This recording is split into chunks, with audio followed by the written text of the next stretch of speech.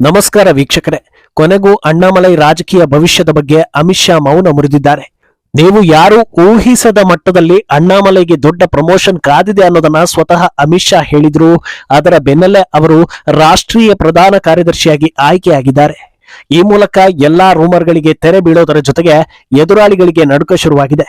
ಚೆನ್ನೈನಲ್ಲಿ ಅತ್ಯಂತ ಪ್ರಮುಖ ಸಭೆಯಲ್ಲಿ ಮಾತನಾಡಿರೋ ಶಾ ಇನ್ನೂ ಸಾಕಷ್ಟು ಮಹತ್ವದ ವಿಚಾರಗಳನ್ನ ಬಿಚ್ಚಿಡ್ತಾ ಹೋಗ್ತಾರೆ. ಇದು ತಮಿಳುನಾಡಿನಲ್ಲಿ ಎನ್ಡಿಎ ಎಷ್ಟು ಗಟ್ಟಿಯಾಗಿದೆ ಅನ್ನೋದರ ಹಿಂಟ್ ಕೂಡ ಕೊಟ್ಟಿದೆ.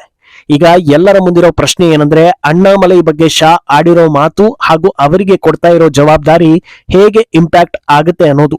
ಅಲ್ಲದೆ ಮುಂದಿನ ಬಾರಿ ಸರ್ಕಾರ ನಮ್ಮದೇ ಅಂತ ಹೋದಲ್ಲಿ ಬಂದಲ್ಲಿ ಶಾ ಹೇಳ್ತಾ ಇದ್ದಾರೆ.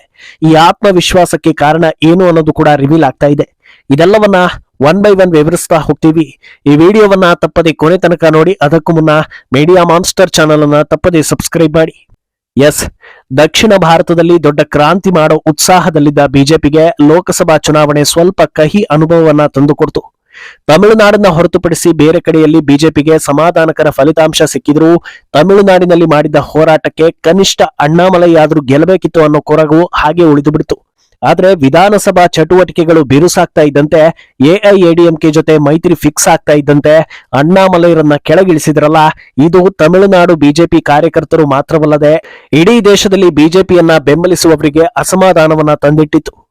ಆದ್ರೆ ಅಣ್ಣಾಮಲೈರನ್ನ ಸುಮ್ಮನೆ ಕೆಳಗಿಳಿಸಿಲ್ವಂತೆ ಅವರಿಗೆ ದೊಡ್ಡ ರೋಲ್ ಒಂದನ್ನ ಕೊಡ್ತಾರಂತೆ ಅನ್ನೋ ರೂಮರ್ ಮಾತ್ರ ಹಾಗೆ ಉಳಿದುಕೊಳ್ತು. ತಿಂಗಳುಗಳು ಕಳೆದರೂ ಅದರ ಬಗ್ಗೆ ಹೈಕಮಾಂಡ್ ನಿಂದ ಒಂದೇ ಒಂದು ಕನ್ಫರ್ಮೇಶನ್ ಬಂದಿರಲಿಲ್ಲ.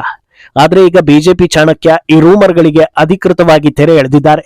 ಅಣ್ಣಾಮಲೈಗೆ ಡಬಲ್ ಧಮಾಕ ಕಾದಿದೆ ಅನ್ನೋದನ್ನ ಬಹಿರಂಗವಾಗಿ ಹೇಳಿದ್ದಾರೆ. ತಮಿಳುನಾಡು ಎಲೆಕ್ಷನ್ ನಲ್ಲಿ ಅಣ್ಣಾಮಲೈ ಪ್ರಮುಖ ಪಾತ್ರವನ್ನ ವಹಿಸ್ತಾರೆ ಅನ್ನೋದನ್ನ ಅಮಿತ್ ಶಾ ಹೇಳಿದ್ರು. ಅದರ ಬೆನ್ನಲ್ಲೇ ಈಗ ರಾಷ್ಟ್ರೀಯ ಮಟ್ಟದಲ್ಲೂ ದೊಡ್ಡ ಸ್ಥಾನವೂ ಸಿಕ್ಕಿದೆ. ಈ ಮೂಲಕ ತಮಿಳುನಾಡಲ್ಲಿ ಸಿಂಗಲ್ ಡಿಜಿಟ್ ನಲ್ಲಿದ್ದ ವೋಟ್ ಶೇರಿಂಗ್ ಅನ್ನ ಡಬಲ್ ಡಿಜಿಟ್ಗೆ ತಂದುಕೊಟ್ಟ ಅಣ್ಣಾಮಲೈರನ್ನ ಪಕ್ಷ ಮರೆತಿಲ್ಲ. ಅಧ್ಯಕ್ಷ ಸ್ಥಾನದಿಂದ ಅವರನ್ನ ಕೆಳಗಿಳಿಸಿದ್ದು ತಲೆದಂಡ ಅಲ್ಲ, ಅವರನ್ನ ಇನ್ನೊಂದು ಲೆವೆಲ್ಗೆ ಕರ್ಕೊಂಡು ಹೋಗೋ ಸಲುವಾಗಿಯೇ ಪಕ್ಷ ಆ ನಿರ್ಧಾರವನ್ನ ತೆಗೆದುಕೊಂಡಿದ್ದು ಅನ್ನೋದನ್ನ ಸ್ಪಷ್ಟವಾಗಿ ತಿಳಿಸಿದ್ದಾರೆ. ಬಹುತೇಕರಲ್ಲಿ ಇದ್ದ ಗೊಂದಲ ಏನಂದ್ರೆ, ಅಣ್ಣಾಮಲೈಗೆ ಕೇಂದ್ರದ ಲೆವೆಲ್ನಲ್ಲಿ ಪೋಸ್ಟಿಂಗ್ ಕೊಡ್ತೀರಾ ಸರಿ, ಆದ್ರೆ ಅವರ ಅವಶ್ಯಕತೆ ಪ್ರಮುಖವಾಗಿ ಇರೋದೇ ತಮಿಳುನಾಡಿನಲ್ಲಿ. ಇಲ್ಲಿಂದ ಅವರನ್ನ ಹೊರಗೆ ಕಳಿಸಿ ಯಾವ ಲಾಭದ ನಿರೀಕ್ಷೆಯಲ್ಲಿದ್ದೀರಾ ಅಂತ. ಸಾಮಾನ್ಯ ಜನರೇ ಈ ಲೆವೆಲ್ಗೆ ಯೋಚಿಸುವಾಗ ನಮಗೆ ಅದರ ಅರಿವು ಖಂಡಿತ ಇದ್ದೇ ಇದೆ. ಅವರು ಇಲ್ಲಿಯೂ ಇರ್ತಾರೆ, ಅಲ್ಲಿಗೂ ಬರ್ತಾರೆ ಅನ್ನೋದನ್ನ ಈಗ ಹೈಕಮಾಂಡ್ ಹೇಳಿದೆ. ಈಗ ಚುನಾವಣೆಯಲ್ಲಿ ಅಣ್ಣಾಮಲೈ ರೋಲ್ ಏನಿರ್ಬೋದು ಅನ್ನೋದು ಹಲವರ ಪ್ರಶ್ನೆ. ಅದಕ್ಕೆ ನೇರ ಉತ್ತರ ಬಿಜೆಪಿ ನೇತೃತ್ವ ಅನ್ನೋದು. ಅಧ್ಯಕ್ಷ ಸ್ಥಾನಕ್ಕೆ ನೂತನವಾಗಿ ನೈನಾರ್ ನಾಗೇಂದ್ರನ್ ನೇಮಕ ಆಗಿರೋದ್ರಿಂದ ಅಧಿಕೃತವಾಗಿ ಅವರ ನೇತೃತ್ವದಲ್ಲಿ ಬಿಜೆಪಿ ಪ್ರಚಾರ ಕಾರ್ಯ ಶುರುವಾಗುತ್ತೆ. ಆದ್ರೆ ಎಲ್ಲವೂ ಅಣ್ಣಾಮಲೈ ಕಣ್ಗಾವಲಿನಲ್ಲೇ ಇರುತ್ತೆ ಅನ್ನೋದು ವಾಸ್ತವ. ಎನ್ಮಣ್ ಎನ್ಮಕ್ಕಳ್ನಂತಹ ಬೃಹತ್ ಯಾತ್ರೆ ಕೈಗೊಂಡು ತಮಿಳುನಾಡಿನ ಹಳ್ಳಿಗಳನ್ನ ಕಾಲ್ನಡಿಗೆಯಲ್ಲಿ ಸುತ್ತಾಡಿದ ಅಣ್ಣಾಮಲೈಗೆ ಯಾವ ಊರಲ್ಲಿ ಯಾವ ಪರಿಸ್ಥಿತಿ ಇದೆ ಅನ್ನೋದರ ಬಗ್ಗೆ ನೀಟಾಗಿ ಗೊತ್ತಿದೆ. ಇದನ್ನ ಅನಲೈಸ್ ಮಾಡಿಕೊಂಡೇ ಲೋಕಸಭಾ ಚುನಾವಣೆಗೆ ಬಿಜೆಪಿ ಇಳಿದಿದ್ದು. ಸೀಟ್ ಬರಲಿಲ್ಲ ಅನ್ನೋದೊಂದನ್ನ ಬಿಟ್ರೆ ಲೋಕಸಭೆಯಲ್ಲಿ ಬಿಜೆಪಿ ಕಳೆದುಕೊಂಡಿದ್ದಕ್ಕಿಂತ ಗಳಿಸಿದ್ದೇ ಸಾಕಷ್ಟಿವೆ. 2% ಇದ್ದ ವೋಟ್ ಶೇರ್ 11%ಗೆ ಹೋಯ್ತು. 65 ವಿಧಾನಸಭಾ ಕ್ಷೇತ್ರಗಳಲ್ಲಿ ಬಿಜೆಪಿ ಡಿಎಂಕೆಗೆ ಟಫ್ ಕಾಂಪಿಟೇಷನ್ ಕೊಟ್ಟು 2ನೇ ಸ್ಥಾನಕ್ಕೆ ಬಂದು ನಿಲ್ತು. ಸಣ್ಣ ಅಂತರದಲ್ಲಿ ಕೊಯಮತ್ತೂರಿನಲ್ಲಿ ಸೋಲೋ ಮೂಲಕ ಅಣ್ಣಾಮಲೈ ಎಷ್ಟು ಜನರನ್ನ ಗಳಿಸಿದ್ದಾರೆ ಅನ್ನೋದು ಗೊತ್ತಾಯ್ತು. ಸೋತು ಬಿಟ್ರಲ್ಲ ಅನ್ನೋ ಅನುಕಂಪವೂ ಸಿಕ್ಕಿಬಿಡ್ತು. ಗೆದ್ದ ಖುಷಿಯಲ್ಲಿ ಡಿಎಂಕೆ ನಾನಾ ರೀತಿಯ ಹೇಳಿಕೆ ಕೊಟ್ಟರು. ಆಂತರಿಕವಾಗಿ ಬಿಜೆಪಿ ಕೊಟ್ಟ ಹೊಡೆತ, ಪೈಪೋಟಿ ನಿದ್ದೆಗೆಡಿಸಿರೋದು ಕನ್ಫರ್ಮ್. ಇದೆಲ್ಲದರ ಆಳ ಅಗಲ ಅಧ್ಯಯನ ಮಾಡಿರೋ ಅಣ್ಣಾಮಲೈಗೆ ಯಾವ ಜಾಗದಲ್ಲಿ ಯಾವ ರೀತಿಯ ಪಾಲಿಟಿಕ್ಸ್ ವರ್ಕ್ ಆಗುತ್ತೆ ಅನ್ನೋದರ ಬಗ್ಗೆ ಚೆನ್ನಾಗಿ ಅರಿವಿದೆ. ಆದ್ರಿಂದ ಚುನಾವಣೆಯಲ್ಲಿ ಅಣ್ಣಾಮಲೈ ಬಹಳ ಪ್ರಮುಖ ಪಾತ್ರವನ್ನ ವಹಿಸ್ತಾರೆ ಅನ್ನೋದನ್ನ ಅಮಿತ್ ಶಾ ನೇರವಾಗಿ ಹೇಳಿರೋದು. ಅಂದಹಾಗೆ ಡಿಎಂಕೆ ಹಣದ ಮೂಲಕ ವೋಟ್ ಪಡೆದ್ರೆ ಅಣ್ಣಾಮಲೈಗೆ ಕಾರ್ಯಕರ್ತರನ್ನ ಹೇಗೆ ಮುಂದೆ ಬಿಡಬೇಕು ಅನ್ನೋದು ಚೆನ್ನಾಗಿ ಗೊತ್ತಿದೆ.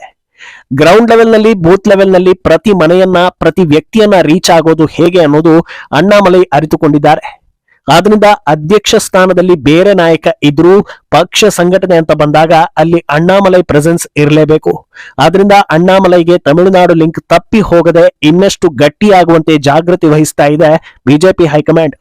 ಅಂದಹಾಗೆ ತಮಿಳುನಾಡಲ್ಲಿ ಅಣ್ಣಾಮಲೈ ಪ್ರಮುಖ ಪಾತ್ರ ವಹಿಸ್ತಾರೆ ಅನ್ನೋದು ಕ್ಲಿಯರ್ ಆಯ್ತು. ಇದರ ಜೊತೆಗೆ ರಾಷ್ಟ್ರೀಯ ಪ್ರಧಾನ ಕಾರ್ಯದರ್ಶಿಯನ್ನ ಮಾಡೋ ಮೂಲಕ ನ್ಯಾಷನಲ್ ಲೆವೆಲ್ ನಲ್ಲಿ ದೊಡ್ಡ ಜವಾಬ್ದಾರಿಯನ್ನು ಕೊಟ್ಟಂತಾಯ್ತು. ಆದರೆ ಸದ್ಯದ ಮಟ್ಟಿಗೆ ಬಿಜೆಪಿ ರಾಷ್ಟ್ರೀಯ ಅಧ್ಯಕ್ಷ ಸ್ಥಾನದಲ್ಲಿ ಬದಲಾವಣೆಗೆ ಸಮಯ ಬಂದಿರೋದ್ರಿಂದ ಕೆಲವರು ಅಣ್ಣಾಮಲೈಗೆ ಆ ಪಟ್ಟ ಒಲಿಯಬಹುದು ಅಂತಲೂ ಅಂದಾಜಿಸ್ತಾ ಇದ್ರು. ಆದ್ರೆ ಅದು ಸತ್ಯಕ್ಕೆ ದೂರ ಅನ್ನೋದು ಈಗ ಮತ್ತೆ ಕ್ಲಿಯರ್ ಆಗಿದೆ. ಯಾಕಂದ್ರೆ ಅಣ್ಣಾಮಲೈಗೆ ಒಂದು ದೊಡ್ಡ ಸಂಘಟನೆ ಅಥವಾ ಜನತೆಯನ್ನ ಮುನ್ನಡೆಸೋ ಕೆಪಾಸಿಟಿ ಇರೋದು ನಿಜವೇ. ಇಂತಹ ಜವಾಬ್ದಾರಿಗಳಿಗೆ ಅವರು ಸರಿಹೊಂದೋ ವ್ಯಕ್ತಿ ಕೂಡ ಹೌದು ಅನ್ನೋದು ನಿಜವೇ. ಆದ್ರೆ ಅವರು ರಾಜಕೀಯಕ್ಕೆ ಬಂದು ಹೆಚ್ಚು ಸಮಯ ಆಗಿಲ್ಲ. ಅದರ ಜೊತೆಗೆ ಪಕ್ಷದ ಆಳ ಅಗಲ ಸಿದ್ಧಾಂತ ಹಾಗೂ ಉದ್ದೇಶಗಳನ್ನ ಕರಗತ ಮಾಡ್ಕೊಳ್ಳೋದಕ್ಕೆ ಸಮಯ ಬೇಕಾಗಿರೋದ್ರಿಂದ ಸ್ವಲ್ಪ ಅನುಭವಿ ನಾಯಕ ಆ ಸ್ಥಾನಕ್ಕೆ ಬರೋ ಸಾಧ್ಯತೆ ಇದೆ. ಆದ್ರೆ ಅಣ್ಣಾಮಲೈಗೆ ಈಗ ನೀಡಿರೋ ಜವಾಬ್ದಾರಿ ಕಾರ್ಯಕರ್ತರ ಜೊತೆಗಿನ ನಂಟಿಗೆ ಹೆಚ್ಚು ಅವಕಾಶ ನೀಡುವಂತಾಗಿರಲಿದ್ದು, ರಾಷ್ಟ್ರೀಯ ಮಟ್ಟದಲ್ಲಿ ಪಕ್ಷ ಸಂಘಟನೆ ನಡೆಸೋ ಉದ್ದೇಶ ಇದೆ ಅಂತಲೂ ಹೇಳಲಾಗ್ತಾ ಇದೆ. ಇನ್ನು ಅಮಿತ್ ಶಾ ತಮಿಳುನಾಡು ರಾಜಕೀಯ ಕುರಿತಂತೆ ಇನ್ನೊಂದಷ್ಟು ಮಹತ್ವದ ವಿಚಾರಗಳನ್ನು ಬಿಚ್ಚಿಟ್ರು ಅನ್ನೋದನ್ನ ಹೇಳಿದ್ವಿ. ಅದು ಎನ್ಡಿಎ ಗೆದ್ರೆ ಮುಂದಿನ ಸಿಎಂ ಎಐಎಡಿಎಂಕೆಯಿಂದಲೇ ಬರ್ತಾರೆ ಅನ್ನೋದು. ಇದು ಪಳನಿಸ್ವಾಮಿ ನೇತೃತ್ವದ ಮಿತ್ರ ಪಕ್ಷಕ್ಕೆ ಖುಷಿ ಕೊಟ್ಟಿದೆ, ಜೊತೆಗೆ ಈ ಚುನಾವಣೆ ಸಂಬಂಧ ಉತ್ಸಾಹವನ್ನ ಹೆಚ್ಚಿಸ್ತಾ ಇದೆ. ಇದನ್ನ ಕಾಂಪ್ರಮೈಸ್ ಅನ್ನೋದಕ್ಕಿಂತ ಬುದ್ಧಿವಂತಿಕೆ ಅಂತ ಹೇಳಲಾಗ್ತಾ ಇದೆ. ಮಿತ್ರರಾಗ್ತೀವಿ ಅಂದಾಗ ಸಹಜವಾಗಿಯೇ ಇವರ ಡಿಮ್ಯಾಂಡ್ ಸಿಎಂ ಪೋಸ್ಟ್ ಆಗಿರುತ್ತೆ ಅನ್ನೋದು ನಿರೀಕ್ಷಿತವೇ. ಅದರಲ್ಲೂ ತಮಿಳುನಾಡಿನಂತ ರಾಜ್ಯದಲ್ಲಿ ರಾಷ್ಟ್ರೀಯ ಪಕ್ಷದ ಸಿಎಂ ಅನ್ನ ಸ್ವಾಗತಿಸುವ ಮಟ್ಟಕ್ಕೆ ಜನರು ಇನ್ನೂ ಪ್ರಬುದ್ಧರಾಗಿಲ್ಲ ಅಂತ ಹೇಳಲಾಗುತ್ತೆ. ಆದ್ರಿಂದ ಎಐಎಡಿಎಂಕೆ ಪಕ್ಷದಿಂದಲೇ ಸಿಎಂ ಅನ್ನೋದನ್ನ ಶಾ ಕನ್ಫರ್ಮ್ ಮಾಡಿದ್ದಾರೆ. ಆದ್ರೆ ಎಲ್ಲೂ ಕೂಡ ಪಳನಿಸ್ವಾಮಿ ಹೆಸರನ್ನ ಹೇಳಿಲ್ಲ.